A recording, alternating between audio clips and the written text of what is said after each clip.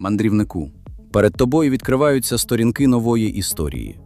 Якщо тобі подобаються світи магії, космічних битв і великих пригод, підтримай це відео лайком та поділися своїми враженнями в коментарях. Це допомагає історії знайти нових слухачів. А тепер настав час зробити перший крок у невідомість. Приємного прослуховування. Пролог. Червоне світло аварійних ламп змушувало екіпаж мружитись, вдивляючись у монітори. «Контакт підтверджено», – тихо промовив пілот. «Клинок і жнець знищені. Ми залишилися втрьох». Графиня Сілін Еларін стояла нерухомо, заклавши руки за спину, і дивилася на голографічну карту простору. Вона ніяк не відреагувала на звістку. Її хвилювало лише те, що вона бачила на екрані. Зелені маркери, кораблі Імперії, повільно танули в Червоному морі противника. Їхня група з 5 кораблів мала чітке завдання – прорватися крізь космічне побоїще, дістатися фазової брами, збудованої ворогом, і знищити її. Це могло статися з кожним із нас. Ми були готові до цього, коли підписувалися на цю авантюру. Рівним, холодним голосом сказала Сілін. Як завжди, відповідь у стилі крижаної відьми. З нервовим смішком озвався Ренал, командир 2-ї штурмової групи. «Але я згоден з тобою. Ми всі знали, на що йдемо». Він зробив коротку паузу. «І нехай сіра пані проведе всіх полеглих у нове коло життя». Після його слів у кабіні повисла тиша. Кожен боєць думав про тих, хто зараз бився поруч або вже загинув. «Крижана відьмо», – знову порушив тишу Ренал. «Що ти робитимеш, коли все закінчиться?» Сілін не одразу відповіла. «Для мене нічого не закінчиться», – нарешті промовила вона. «Вони знищили мій дім і мого чоловіка». Її голос залишався спокійним, майже байдужим. «Для мене залишився лише один шлях – знищувати демонів, де б вони не були». «Відповідь справжньої ельфійки», – сумом погодився Ренал. Минув лише рік від створення об'єднаної імперії Амідар, коли розрізненим королівствам довелося згуртуватися перед обличчям ворога, що не залишав шансів ані на переговори, ані на виживання. Флот демонів не захоплював світи, він стирав їх. Планета за планетою перетворювалися на мертві кам'яні кулі. «Як вони створили таку броню?» Майже пошепки, ніби до себе промовила Сілін, вдивляючись в екран тактичного аналізатора. «Щитів у них немає, вони їм просто не потрібні». Ворожі кораблі були вкриті зачарованим матеріалом, схожим на чорний граніт. Кожен його сантиметр був насичений маною. Заряди енергетичної зброї ковзали по ньому, мов дощ по скелі. Пробити таку броню могли лише рідкісні балістичні гармати з мана-снарядами, і кожен такий постріл коштував дорожче за фрегат. «Абордаж», – тихо сказав Ренал. «Це все, що ми можемо їм ефективно протиставити». Вогнева міць демонічних кораблів була жахливою. Один залп – і одразу кілька імперських суден розсипалися на уламки. Люди гинули у вакуумі, билися в рукопаш просто на обшивках кораблів. Саме так імперія платила за знання. «Схоже, фазову браму активовано», – пролунав голос пілота. «Виводжу зображення на ваші екрани». Голограма змінилася. У центрі системи Тайхау мерехтіла гігантська космічна споруда – брама, що з'єднувала цей сектор галактики з рідним світом демонів. «Якщо вони перекинуть підкріплення», – почав Ренал, – «то імперії кінець», – холодно завершила Сілін. Саме тому тут зібралася найбільша армія в історії Амідару. Понад 20 тисяч кораблів усіх рас і королівств проти 10 тисяч демонічних. І навіть така перевага не рятувала. Втрати зростали з кожною хвилиною. «Ця битва відволіче ворога», – сказала Сілін. «Вони дають шанс нашій диверсійній групі виконати завдання». Поступово віддаляючись від запеклої битви, що розгорталася в порожнечі космосу, вони поступово наближалися до своєї цілі. «Реактори досягли максимуму», – доповів технік. «Усі ресурси переведено на маскування». «Добре, тримай так. Ми вже майже біля цілі», – відповіла Сілін. Коли кораблі наблизилися до фазової брами, екіпажі побачили на власні очі. Дзеркало порталу вже мерехтіло зеленими переливами. «Ворота і справді активні», – прошепотів хтось у загальному каналі. «Тоді працюємо швидко», – сказала Сілін і відкрила канал десанту. «Маги землі, за мною». Диверсійні кораблі пристикувалися до обшивки брами. Десант вийшов у відкритий космос, встановлюючи герметичний кожух. Будь-яка помилка означала викриття і миттєву смерть. Матеріал воріт був тим самим, що й у демонічних кораблів. Чорний, схожий на камінь, насичений маною. Маги зосередилися. Вони не ламали матерію, вони працювали з нею, розсуваючи структуру зачарованої речовини і створюючи вузький шлюз. Це була ювелірна робота, що вимагала абсолютної тиші та концентрації. Останній кристал тантриту, природного накопичувача мани, розсипався на пил і зник у вакуумі. «Прохід відкрито», – пролунав голос мага. Сілін зробила крок уперед. «Тоді починаємо», – сказала вона. «І нехай ця брама стане їхньою могилою». Швидко проникнувши всередину, загін розділився на 3 групи. «Побажайте собі удачі», – сказав Ренал, перевіряючи фіксатори на броні. «Якщо все вдасться, ще побачимося. А якщо ні, нехай сіра пані зустріне нас усіх». Його голос звучав упевнено, без тіні сумніву. Не чекаючи відповіді, він повів свою групу в один із тунелів, що розходилися від центрального вузла. Сілін і Наур, командири 2 інших груп, мовчки переглянулися. Зайвих слів їм не було потрібно. Замить вони також повели своїх бійців у протилежні проходи. Кожна група несла із собою кварковий заряд. У складі кожної було по 5 бійців-магів, найкращих у володінні своєю стихією. Лише маги могли битися з ворогом на рівних. Рядові сили супротивника складалися переважно з тролів і гоблінів. Вони були витривалі, люті, але передбачувані. Але справжня загроза ховалася серед тих, хто ними командував. Вищі демони – демоніди. Люди, здатні володіти одразу кількома школами магії. Зокрема, й найстрашнішою з усіх видів магії – некромантією. Саме вони були найнебезпечнішими. Не через свою силу, через те, що для них смерть ніколи не була кінцем. Знищити такого ворога можна було лише магією або ж магічною зброєю, насиченою маною свого творця. Сілін разом зі своєю групою спустилася до нижніх ярусів споруди. Певний час їм вдавалося рухатися непоміченими, але удача не могла супроводжувати їх вічно. Щойно від однієї з команд надійшов сигнал про контакти з противником, по всій конструкції завила тривога. Майже миттєво тролі, демони і гобліни ринули вперед, з коридорів, шахт і технічних проходів, немов із самих нутрощів брами. Темні, похмурі палуби спалахували світлом плазмових черг. Прикриваючи одне одного, бійці проривалися до своєї цілі, відстрілюючись від хвиль тролів і гоблінів, що насувалися з усіх боків. Ренал завершив встановлення пристрою. Коли останній штифт з глухим клацанням увійшов у підлогу, він випростався і швидко озирнувся. «Усе. Закінчили. Можемо забиратися звідси», – майже з полегшенням видихнув він. Але радість згасла миттєво. Останній з його бійців, Маркус, випустив із рук зброю і повільно сповз уздовж стіни, залишаючи на ній кривавий слід. Посмішка зникла з обличчя Ренала, поступившись холодному, майже байдужому виразу. З одного боку тунелю до нього вже насувалася ціла орда тролів.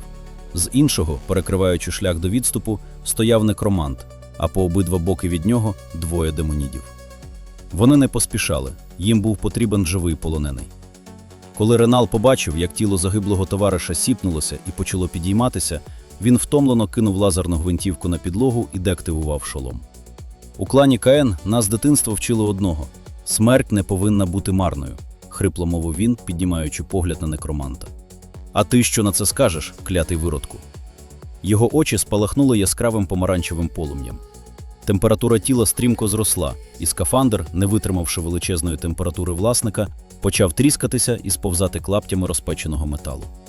Замить посеред тунелю вибухнуло пекельне полум'я. Вогняна хвиля ринула в обидва боки, спалюючи все живе на своєму шляху. Сілін намагалася якомога рідше вдаватися до магії, економлячи ману, тож майже безперервно змінювала розряджені батареї штурмової гвинтівки одну за одною. Коли вони дісталися потрібного вузла, у строю залишилося лише 2 – сама крижана відьма та її старий наставник Раят. Колись він був її вчителем, а тепер виконував роль охоронця і помічника, тримаючись поруч, готовий прикрити її будь-якої миті. Понад 1000 років минуло після того, як крижана відьма закінчила академію, але її наставник і донині супроводжував свою пані.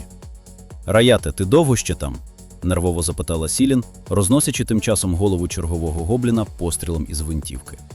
«Ще кілька хвилин, пані», – напрочуд спокійним тоном відповів він. «Скільки разів я казала тобі не називати мене так?» – роздратовано відповіла Сілін. Вона стояла до Раята спиною і відстрілювалася від гоблінів, що наступали, сховавши за створеною нею крижаною стіною, в якій вона залишила невеликий отвір, щоб вести вогонь.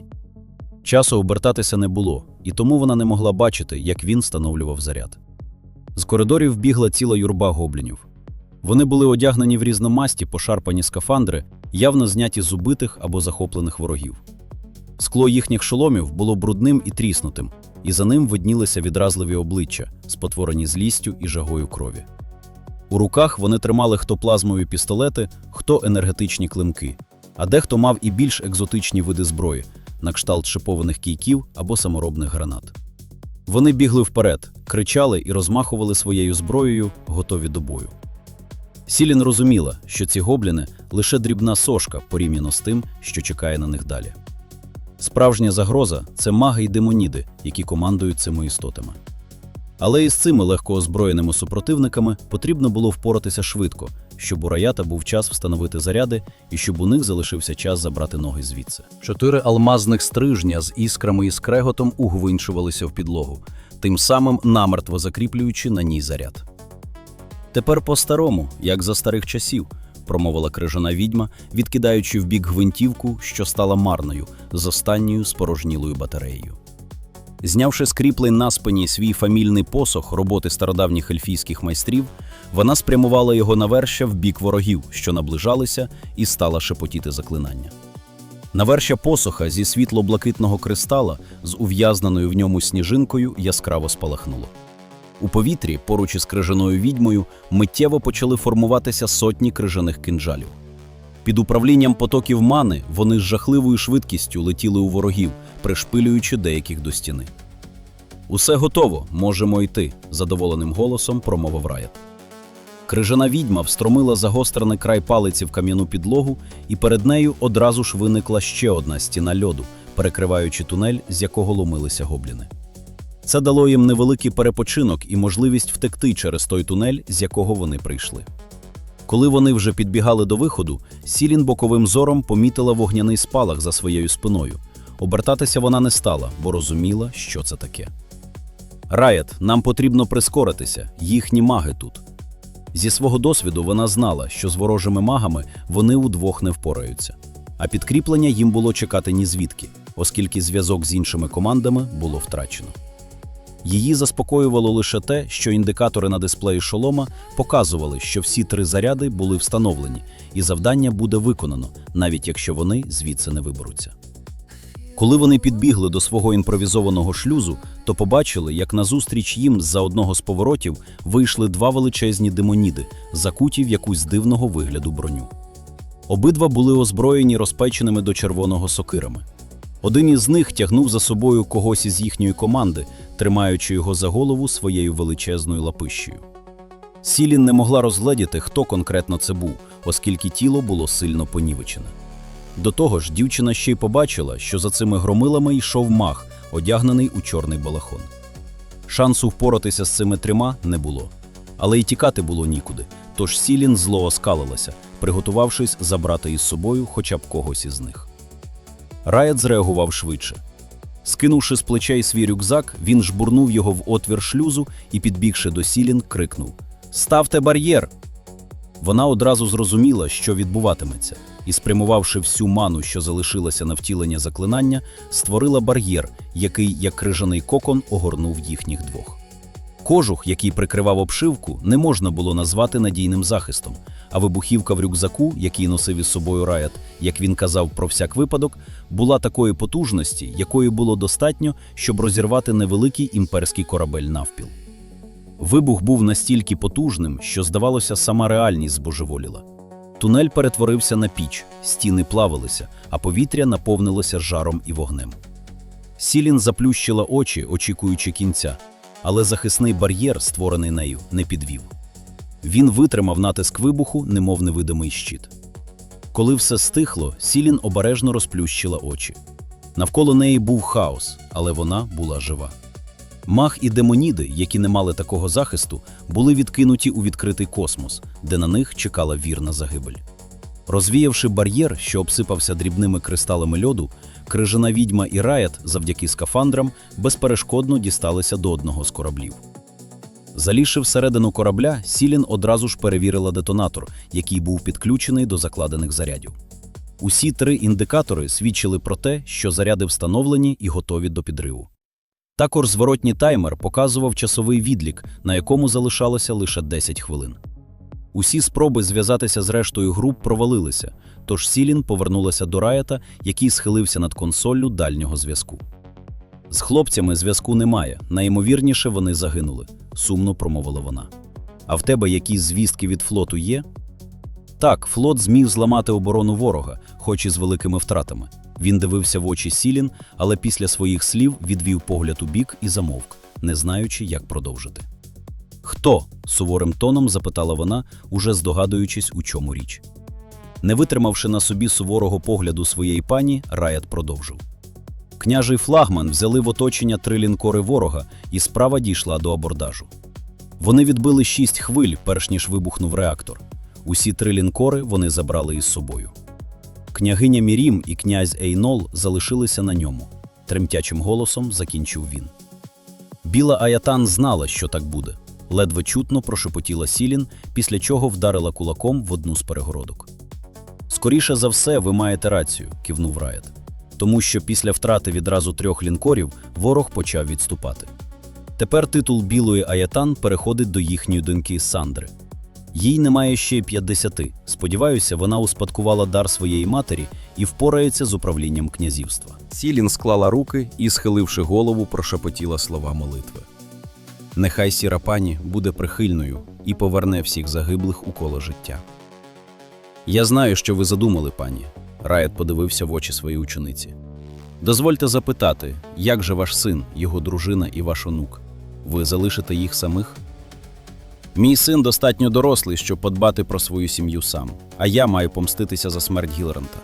А ти подбай про нашу молоду княгиню Сандру, їй зараз потрібна будь-яка допомога. У відповідь на її слова Райет лише сумно посміхнувся і кивнув, не наважуючись сперечатися зі своєю пані. «Досить сумувати. Живо за штурвал. Час летіти», – Сілін простягнула йому пульт детонатора. Райет, узявши в руки детонатор, вклонився своїй пані і, сівши за штурвал корабля, запустив двигун. Він відчув, як на його плече м'яко лягла рука Сілін. «Проведи корабель якомога ближче до дзеркала воріт і одразу підривай їх, щойно я пройду». Райет підкорився наказу, хоча все всередині нього кричало про протилежне. Він занадто добре знав свою ученицю, щоб не розуміти, яку жертву вона щойно зробила. Її рішучість завжди захоплювала старого воїна, ще відтоді, як граф попросив його навчити свою дочку мистецтва війни. Того дня, вперше побачивши молоду ельфійку з пронизливим поглядом і залізною волею, він одразу зрозумів, що з неї вийде справжня войовниця.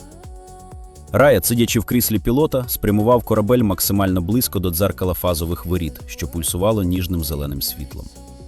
Його серце на мить зупинилося, коли він почув шипіння системи скидання рятувальної капсули. На одному з моніторів він бачив, як крихітна капсула повільно поглинається брижами порталу. Райет не відривав погляду від цієї точки доти, доки вона повністю не зникла. Він розумів, що більше ніколи не побачить свою ученицю. Заплющивши очі, щоб приховати зрадницькі сльози, він зціпив зуби і з силою натиснув на кнопку детонатора. Тієї ж секунди він активував гіперстрибок. Заряди спрацювали ідеально. Величезна конструкція фазових воріт розкололася, а потім розлетілася на атоми. У глибинах космосу на кілька миттєвостей спалахнула яскрава нова зірка, сліпучим сяйвом розриваючи темряву. Маленький кораблик з єдиним пасажиром відлітав від зірки, що народжувалася, залишаючи за собою палаючий хаос. Райет тримав курс геть від системи, геть від битви та імперського флоту. Тепер у нього була нова мета – виконати останній наказ своєї пані. І заради цього він обрав шлях тіні, шлях, на якому його ім'я кане у вічність, а справа продовжить жити.